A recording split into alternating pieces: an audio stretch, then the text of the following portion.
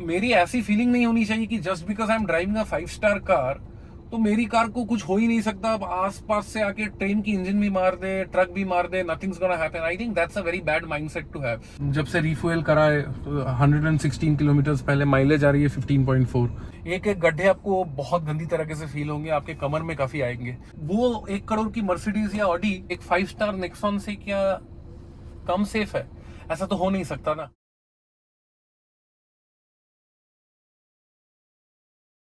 Hello everybody, हमारे सामने आप देख सकते हो मारुति की one of the most underrated cars. तो आज इस वीडियो में हम इनके ओनर से बातचीत करेंगे कि क्यों उन्होंने मारुति की अंडररेटेड कार चूज़ की है और किन लोगों के लिए आज भी सबसे ज़्यादा सेंसिबल और प्रैक्टिकल ऑप्शन ये मार्केट में है। तो first of all let's welcome mister Dipanjan.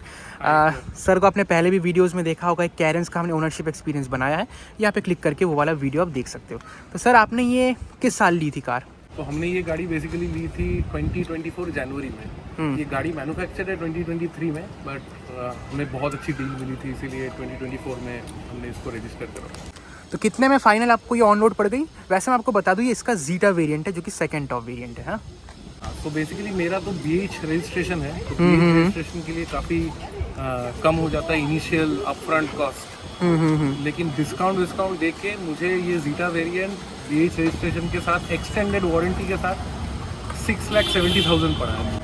बताओ, 6,70,000 में आपको मिल जा रहा है सेकेंड टॉप, वो भी अपना एक्सटेंडेड वारंटी के साथ। मतलब बिल्कुल इस डील को छोड़ नहीं सकते है ना। Like mouth watering. तो ये आप बताइए कि इग्निस आपने चूज़ किया तो आपकी मेन प्रायोरिटीज़ क्या थी? बेसिकली एक्चुअली हमारे पास as you know we have a Kia car, जिससे हम लोग काफ़ी लॉन्ग डिस्टेंस रनिंग करते हैं। And then we also have a EcoSport, but we had a 2015 का होंडा अमेज। वो पुरानी भी हो रही थी, so we wanted to like sell that and we wanted a very small car जो हमें हमारे सिटी रनआउट्स के लिए हेल्प करे, तो कहीं भी गली कुचड़ कहीं में भी घुस जाए विदाउट एनी ट्रबल, माइलेज भी दे एकदम पीक ट्रैफिक में एंड ट्रबल फ्री रहे। तो मार्केट में जब आप ये रिक्वायरमेंट के साथ निकले थे तो इसकी जो मेन राइवल्स आती है, एक्स्ट्रा ले लो या फिर अपना जो पंच है, वो आपने नहीं देखा? हाँ, तो basically the thing is Tata की कार स्ट्रक्चरली काफ़ी ज़्यादा सेफ है मारुति से। इसकी अगर मैं थोड़ी सी एक्सपेंसिव राइवल की भी बात करूँ, पंच, वो स्ट्रक्चरली तो काफ़ी ज़्यादा इससे रोबस्ट है। But having said that I generally feel कि एक आपकी सेफ्टी आपके हाथों में होती है सबसे ज़्यादा, उसके बाद आपके नसीब में होता है। बिल्कुल। थर्डली मेरी use case is not high speed running in highways. मुझे ये गाड़ी स्ट्रिक्टली चलानी है, मेरे घर के लेडीज़ को भी स्ट्रिक्टली चलानी है सिटी में। अब सिटी में मेरे लिए ये बहुत बड़ा मेजर फैक्टर हो जाता है कि ये कभी ब्रेक डाउन ना हो, क्योंकि मेरे घर की लेडीज़ भी ये अकेले लेके निकलती है, रिलायबल रहे and basically my running cost भी काफ़ी लो होनी चाहिए, राइट। तो ये दोनों मामले में ये काफ़ी सॉर्टेड है। प्लस यू नो लाइक इसकी ग्राउंड क्लियरेंस ठीक ठाक है for a small car with a small wheel base. Plus engine तो यही है, 1.2 लीटर के सीरीज इंजन आपके पुराने स्विफ्ट में आती है, अभी तो स्विफ्ट में 3 सिलेंडर इंजन आती है, बलिनो में भी आती है, डिज़ायर में भी आती है। अभी इससे इस छोटी साइज़ की गाड़ी में वही इंजन आपको बहुत ज़्यादा पेपी लगती है। करेक्ट। तो सेफ्टी वाली जो आपने बात की उस पर थोड़ा सा बाद में हम आएंगे, भाई से कुछ चीज़ें पूछेंगे, क्योंकि इनका एक बहुत ही इंपॉर्टेंट पॉइंट है, एक अलग नज़रिया है सेफ्टी को रिलेटेड, जो कि मैं आप ऑडियंस को भी दिखाना चाहता हूँ और सुनवाना चाहता हूँ, जो कि ज़्यादातर क्रिएटर्स आपको नहीं दिखाते। खैर, वैसे आप काफ़ी टॉल पैसेंजर हो, मेरे को दिख रहा है आप ऑलमोस्ट 6 फीट 2 3 होंगे। 6'4", ओके, दैट्स ग्रेट। तो हेडरूम या फिर स्पेस को लेकर आपको दिक्कत होती है इस कार में, क्योंकि काफ़ी कॉम्पैक्ट कार है ना ये? नहीं, to be really honest headroom तो काफ़ी अच्छा है। Space actually is not bad and why I feel the space is not bad because you know like Maruti ने एक अच्छा काम किया है, इसकी बॉनेट बहुत छोटी है। बिकॉज इसकी बॉनेट काफ़ी छोटी है, they are able to extract additional space in their wheelbase, जिससे आपको थोड़ा स्पेस मिल जाता है। तो ये जो अपना 1.2 लीटर का इंजन है इस कॉम्पैक्ट कार के साथ, जो कि एक किलर कॉम्बिनेशन निकल के आता है, इससे आप माइलेज वैसे कितना निकाल रहे हो? देखिए, ये ना कार इतनी छोटी साइज़ की है तो इसको चलाने में आपको सिटी में बहुत मज़े मिलेंगे। मैं इसको थोड़ा सा मतलब काफ़ी स्पिरिटेडली चलाता हूँ, लेकिन स्पिरिटेडली चलाने के बाद भी ट्रैफिक में इसकी माइलेज एसी चला के कभी भी मुझे 15 से कम नहीं मिली। अच्छा, मतलब जैसे भी हो, जो भी कंडीशन हो, 15 आप निकाल ही लेते हो इससे। वैसे मैं देख पा रहा हूँ जीटा मॉडल है, बट आपने यहाँ पे जो अल्फ़ा मॉडल के टॉप मॉडल हेडलैम्प्स है सेम OEM वाले वो लगवाए है ना। यस। तो ये आपने कहाँ से लगवाया, शोरूम से या फिर बाहर किसी मार्केट मैंने से? शोरूम से नहीं लगाया एक्चुअली।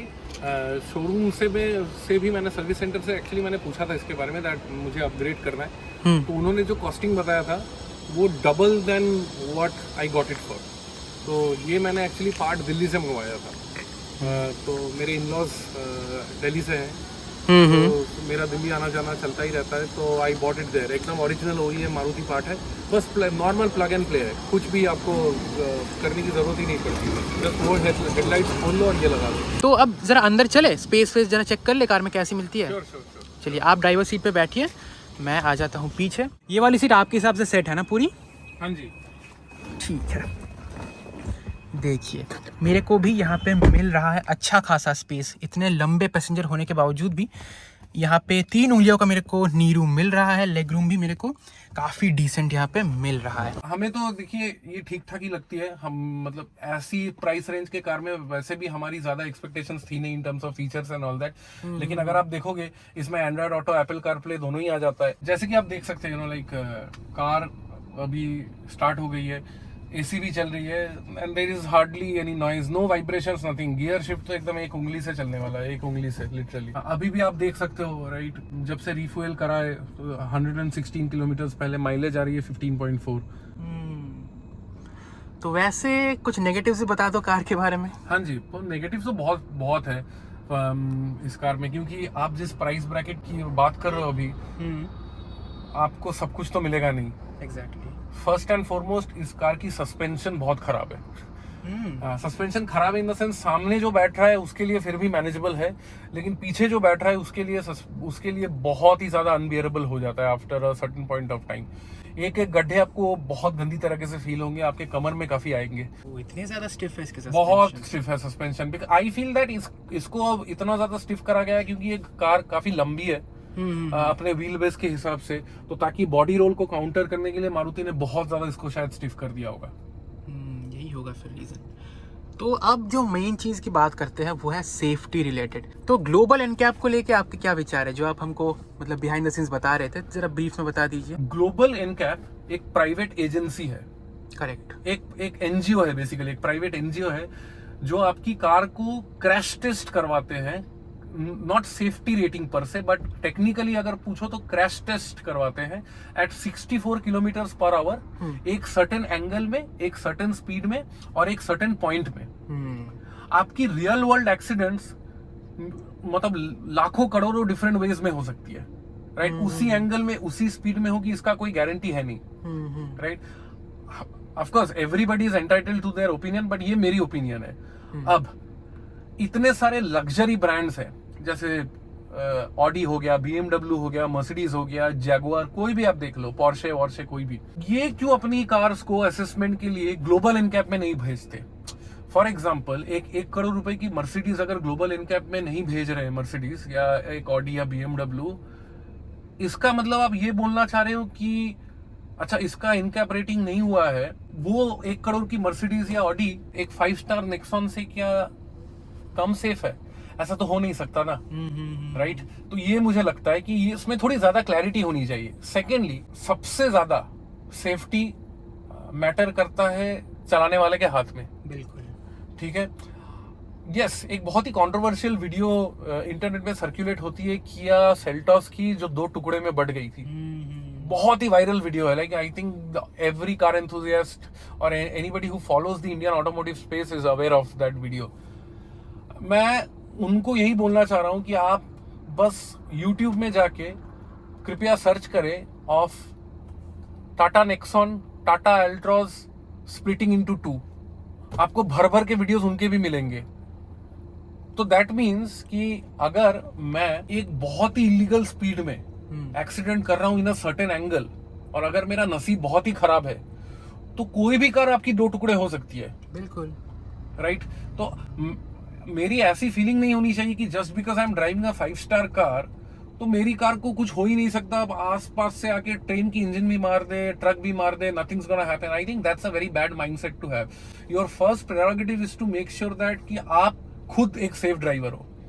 उस सेफ ड्राइवर होने के बावजूद अगर आपके नसीब में एक्सीडेंट से मौत लिखा है तो होके ही रहेगी। आप सोच लो मिड 90s में लेडी डायना की जो कार एक्सीडेंट हुई थी, वो कार एक्सीडेंट में उनका देहांत हो गया था, right. She was in a Mercedes Benz S class, दुनिया की सबसे एक्सपेंसिव कारों में से एक, सबसे सेफेस्ट कारों में से एक। कार एक्सीडेंट से उनकी मौत हुई, करेक्ट। तो आप तो ये नहीं बोल सकते कि मर्सिडीज की एस क्लास नेक्सॉन से कम सेफ है, एब्सोल्युटली नॉट, राइट। तो मेरी ये ओपिनियन है बेसिकली। हाँ, हालांकि you have to be aware of the limitations of your car, क्योंकि मुझे पता है कि मैं जब इको स्पोर्ट चलाता हूँ, इको स्पोर्ट में जो इंडिस्ट्रक्टेबल एक फीलिंग आती है, एक रोबस्ट फीलिंग आती है, वो फीलिंग इसमें नहीं है। तो मेरे को इस कार के बारे में, उसकी लिमिटेशन के बारे में I have to be aware कि हाँ, अगर मैं इस कार को चाहूँ कि नहीं यार मैं इसको 140 पे भगाऊंगा in empty highways and I will be overtaking Volvo buses and trucks, तो ये मेरी नादानी एंड मेरी स्टुपिडिटी है। लेकिन हालांकि अगर मैं ये सोचूं कि मेरे पास 5 स्टार कार है तो मैं कुछ भी कर सकता हूँ उस गाड़ी के साथ, लाइक कहीं भी ठुका दूं, कहीं भी अड़ा दूं, वो भी मेरे ख्याल से बहुत बड़ी बेवकूफी है। तो ये मेरी असेसमेंट है सेफ्टी को लेके। और स्पेशली बाकी जो एजेंसीज है जैसे कि यूरो एनकैप, एशियन एनकैप, इनमें तो फिर भी क्लैरिटी रहती है क्योंकि ये गवर्नमेंट एजेंसीज है, लेकिन global NCAP is a private agency. Car companies उनको पैसे देती है कोई भी कंपनी की कार को टेस्ट करने के लिए। लाइक फॉर एग्जाम्पल, अगर मैं टाटा हूं या महिंद्रा हूं तो मैं पैसे दे सकता हूं उनको to test my car, right. तो उसमें I don't want to get it to the grey areas of it, क्योंकि आप अगर ऑथेंटिक जो भी कार एक्सपर्ट्स हैं हमारे यूट्यूब स्पेस में, like I am talking about the auto cars, the Evo India's या गगन चौधरी, ये सब आप इनको देखोगे कभी भी बहुत ज्यादा star rating crash test rating को लेके ज्यादा नहीं बोलते वो लोग। कार की लिमिटेशन समझनी बहुत जरूरी है, is what I feel, and you also have to be a responsible driver. मैं 5 स्टार रेटिंग लेके मैं कैसे भी चला दूं, अनाप शनाप ओवरटेक्स करूं, कार की लिमिटेशन ही ना समझूं, तो आपको दुनिया की सेफेस्ट कार भी नहीं बता सकती। जैसे लाइक मैंने एग्जांपल दिया, राइट, लेडी डायना का, जो जिनकी मौत एस क्लास में हुई थी। आई कैन एक्चुअली, और को if I may, I can share a small incident, a small episode और you know related to my friend who got a 5 star rated car. I'll not name the car. तो वो basically Bangalore से एक weekend get away से अपनी family के साथ वापस आ रहे थे बैंगलोर। उनका 5 स्टार रेटेड गाड़ी है। उनकी बीवी थी उनके साथ और उनका एक 4 साल का बच्चा था। तो वो जब वापस आ रहे थे, उनकी कार, वो लोग एक रोड साइड ढाबा में रुके थे to have something to eat. फिर जब वो कार स्टार्ट कर रहे थे, वो कार में बेसिकली इंजन लाइट वाइट सब जल गई थी एंड कार, आपकी इग्निशन की लाइट वाइट तो सब जल रहे थे लेकिन स्टार्ट नहीं हो रही थी। ये शाम की बात कर रहा हूं मैं। अब ड्यूरिंग सच सिचुएशंस, एक बच्चा है आपके साथ, आपकी बीवी है, या बेसिकली फैमिली है, आपकी इमीडिएट फैमिली है, उस टाइम में आप उस 5 स्टार रेटिंग का क्या करोगे अगर वो कार आपको घर तक पहुंचा ही ना पाए? एग्जैक्टली। आपके साथ वहां एक स्टैंडर्ड हाईवे में, एम्प्टी हाईवे में कुछ भी हो सकता है, कहीं से भी गुंडे मवाली भी आके आपको हरास कर सकते हैं। उस समय तो आई वुड रादर प्रेफर कि अच्छा मेरी एक अगर 0 स्टार रेटिंग वाली ऑल्टो भी है लेट्स से, लेकिन वो अगर मेरे को सेफली घर पहुंचा दे, अगर मैं सेफ ड्राइव करके उससे अपने घर पहुंच जाऊं मेरे बीवी बच्चों के साथ या मेरे माँ बाप के साथ, तो मैं तो वो ज्यादा प्रेफर करूंगा। हालांकि मैं एक टैंक लाइक स्ट्रक्चर वाली कार ले ली, लेकिन वो अगर चले ही ना, अगर अटक जाए कहीं ना कहीं, रिलायबिलिटी इश्यूज मेरे को आते रहे, तो मैं उस सेफ्टी रेटिंग का उस टाइम में क्या करूंगा? अगर कोई मतलब मेरे फैमिली का कोई अगर रोड साइड सेफ्टी हैजर्ड्स हो जाए। तो बहुत बहुत थैंक यू भैया अपना टोटल अनबायस्ड एक्सपीरियंस शेयर करने के लिए, not just about your own car but also about the grey areas of crash test and safety, और जो बाकी जो परसेप्शन वाली चीज़ है उनके बारे में। तो जाने के पहले कुछ कहना चाहते हो ऑडियंस से? मैं बस यही बोलूंगा कि सिंपल स्टार रेटिंग के ऊपर बेस करके गाड़ी मत लो। कोई भी गाड़ी लो, अगर वो आपकी यूज केस में फिट बैठती है तो वही लो। वो कोई भी कंपनी की हो सकती है। You are free to make your own choice. पैसे आपकी हार्ड अर्न्ड मनी है। कोई भी गाड़ी लो, it should fit your use case, but अपनी आप नीड्स को समझो। If you are okay with buying a car which में ब्रेक डाउन, कहीं भी कोई इलेक्ट्रॉनिक फेलियर भी हो सकता है, कोई मैकेनिकल इश्यूज हो सकता है, and you are okay with that, buy that car. No worries, nobody is stopping you from doing that. लेकिन मेरे फैमिली के नीड्स के लिए मुझे पता है कि सिंगल वुमेन भी मेरे फैमिली में इस गाड़ी को चलाएगी, तो reliability is a complete non-negotiable for me. Right? तो end of course you know trouble free ownership होनी चाहिए कि मतलब मुझे पता है कि जैसे फॉर एग्जांपल हमारी जो होंडा एमएस थी जिसको हमने बेचा 8 साल चलाने के बाद, वो करीब करीब 70,000 चली थी। 70,000 चलाने के बाद आप मैकेनिकल फेलियर तो छोड़ो, कभी भी कोई हाथ भी नहीं लगाना पड़ा। 70,000 चलने के बाद उस गाड़ी की क्लच प्लेट तक चेंज नहीं हुई है। तो I would always prefer that rather than a car की वो जिसमें सर्टिफाइड तो आ रहा है कि क्रैश टेस्ट रेटिंग 5 स्टार है, लेकिन अगर ब्रेक डाउन हो जाए यार, आप क्या आरएसए के भरोसे बैठे रहोगे कि 7-8 घंटा की कब आरएसए आएगी आपकी मिड हाईवे में शहर से 200-300 किलोमीटर दूर, आएगी भी नहीं। आप अपने फैमिली को लेके कहाँ कोई होटल ढूंढोगे आसपास या क्या करोगे? उस टाइम में कोई बचाने वाला नहीं होता। उस टाइम में आपको बस यही दिमाग में होता है कि भाई मेरी कार मेरे को किसी तरह रिलायबली मैं सेफ चला लूंगा, बस मेरी कार मुझे घर तक आराम से पहुंचा दे। तो मेरी बस यही मतलब आपके सब्सक्राइबर्स के लिए यही मेरी, कोई मैं एडवाइस देने वाला कोई नहीं हूँ, but it is just my recommendation, क्योंकि मैं खुद गाड़ी चला रहा हूँ बहुत लाइक 10-12 साल हो गए, और हम लोग बहुत लॉन्ग डिस्टेंस टूरिंग भी करते हैं, जैसे यहाँ से जयपुर जाना, यहाँ से दिल्ली जाना, या मतलब लॉन्ग डिस्टेंस मतलब इंटर स्टेट ट्रैवल भी बहुत हम लोग करते हैं। तो ये सारे मद्देनजर रखते हुए, इन सारे चीज़ों को मद्देनजर रखते हुए ये एक्सपीरियंस, ड्राइविंग एक्सपीरियंस होने के बाद I am sharing this with you. आप इसको एक्सेप्ट करोगे कि ना करोगे ये आपकी इंडिविजुअल चॉइस है, but this is just based on my experience and my requirements. That's all, Orko, that I wanted to say. But yeah, I mean, thank you for hearing me out. नहीं, बिल्कुल आपने बहुत practical और बहुत sensible बातें की, जो कि एक जनरल पब्लिक को समझना भी चाहिए। जस्ट जो आप देखते हो उसी पे ब्लाइंडली ट्रस्ट ना करो, खुद एक्सपीरियंस करो और थोड़ा सा डीप चीज़ों को समझो। तो यही था वीडियो।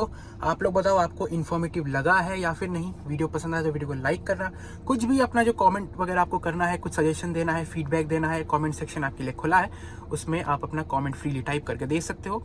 और इतना तक अगर आपने ये लंबा वीडियो देख लिया है, देन थैंक्स फॉर वॉचिंग।